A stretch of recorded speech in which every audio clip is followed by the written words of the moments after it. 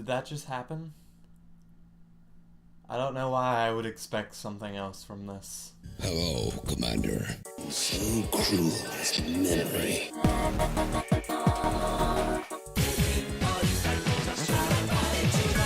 Treated like a hero. How good. The beast is coming.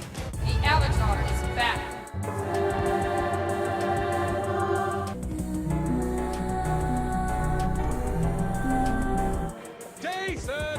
Jason! Oh my god. They killed Kenny. So yeah, South Park has a video game that's an actual South Park game. And yeah, everything has a video game. We've seen the routine. It comes out at the opportune moment. It is thrown together. It's just bad territory for licensed game. Hell, South Park had a couple licensed games back in the day. But when you look at South Park, the stick of truth, you know there's something there, and it's not gonna be your usual stuff when you look at it. It's gonna be taken seriously. It's written by the creators of South Park, and I'm already sold right there.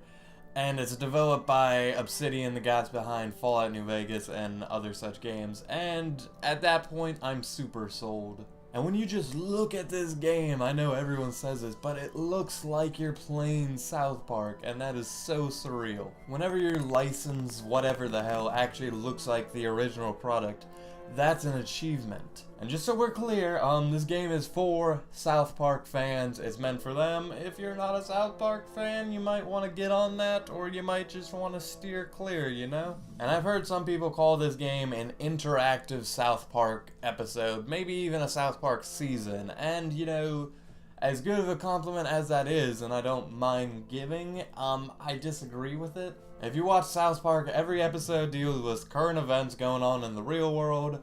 It has a parody of some sort, and it has this sort of moral discussion, like, what did we learn today? And games, they take a long time to make, usually, so you couldn't really do current events with this, and you know, that's fine. And although the parody is there and it's real, the moral discussions, like, what did we learn this week, that's like, I don't see anything in this, so, how do I describe this?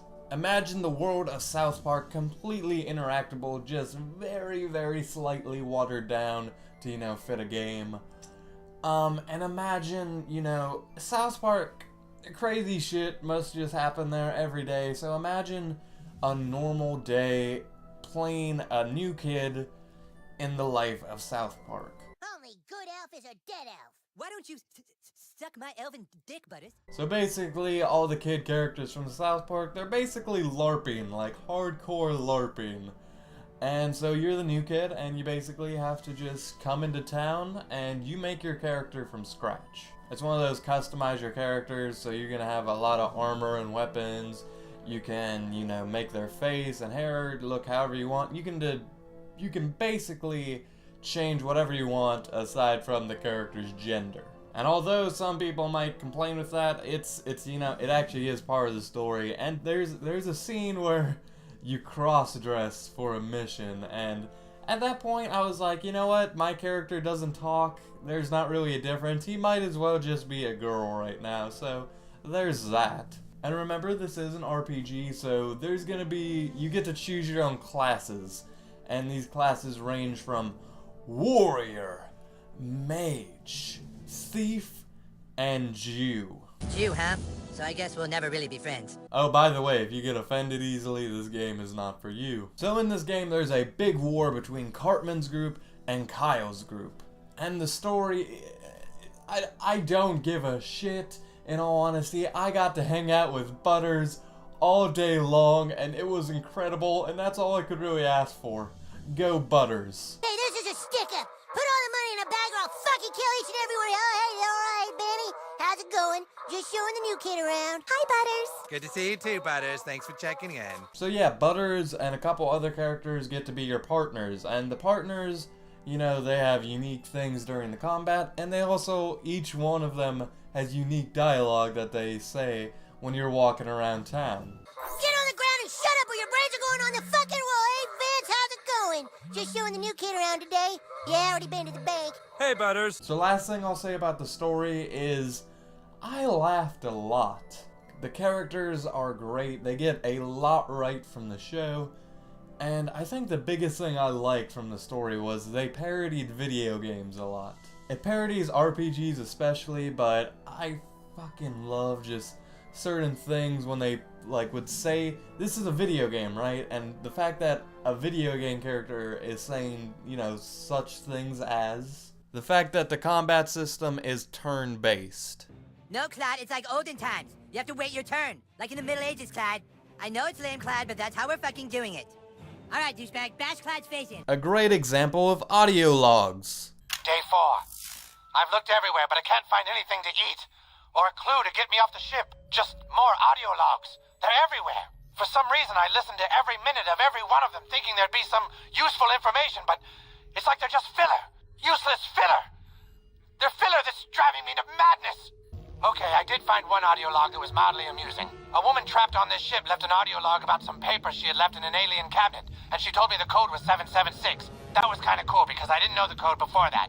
Though when I opened the cabinet, there was only some kind of power-up I didn't really need. Nazi zombies. And of course, references to Skyrim. Incredible. A man could live 100 years and never again witness a spell so boisterous. Could it be that the prophecies are true? Could it be that the Dragonborn has come at last, in our hour of need? And I do just want to touch about the combat system in this game. In the world of Western RPGs, you know, a turn-based combat system isn't, you know, in the mainstream all that much. And the fact that we're getting this and it's coming from South Park, that's pretty awesome, right? Not that the combat is perfect by any means. A lot of the combat, it's not explained, like there's certain like abilities and shit like that. They don't explain any of it to you, so you just kind of have to learn by trial and error. The difficulty is all over the place. There is a lot of animations and shit like that to just kind of get repeated. There's a lot of dialogue that's also repeated. The combat has some problems, but you know, in the end, it's really enjoyable. Other than that, there is the world of South Park, and no, they don't get every crook and cranny of this world, but you know, they get the gist of it. And it's so cool just to see it all connected, like who lives where and like who's neighbor to who. You even get to go to Canada! Yeah, buddy! Canada is a 16-bit world with princes and dire wolves. They're like wolves, but they're dire. I'll never understand South Park and their obsession with Canada. I don't think I want to. The only other thing I can think to say about this game is, does it pull it off? And yes it does. It needs some polish in some places, it really does, especially after like the 1000th fart joke I had to endure. But other than that, for a short RPG, it's great. Oh yeah, there was one other scene I thought was worth mentioning. It was a good scene. Basically, I'm breaking into this abortion clinic, and you know, Kim Kardashian had this giant abortion. It was so huge, and basically, you know, it turned into a Nazi zombie, and I had to fight it, and it was a tough fight. Boss battles, am I right? So with all that being said, I give South Park the Stick of Truth an 8 out of 10, and the sole badge of approval. Guys, as always, thank you so much for watching. Please subscribe. I love you guys. Please check out today's featured channel. Screw you guys, I'm going home. And with that, I leave you. Hello, and welcome to South Park, the Stick of Truth. My name is Quillshot, and today we're going to begin our adventure, so let's get started. Now, this is a new type of game for me. I haven't played it at all. Haven't even played around or messed with any of the settings, so this is going to be just a fresh start. With only the bravery of the Grand Wizard to protect his human followers. Gandalf But even though the wannabe. Wizard King is so undeniably cool.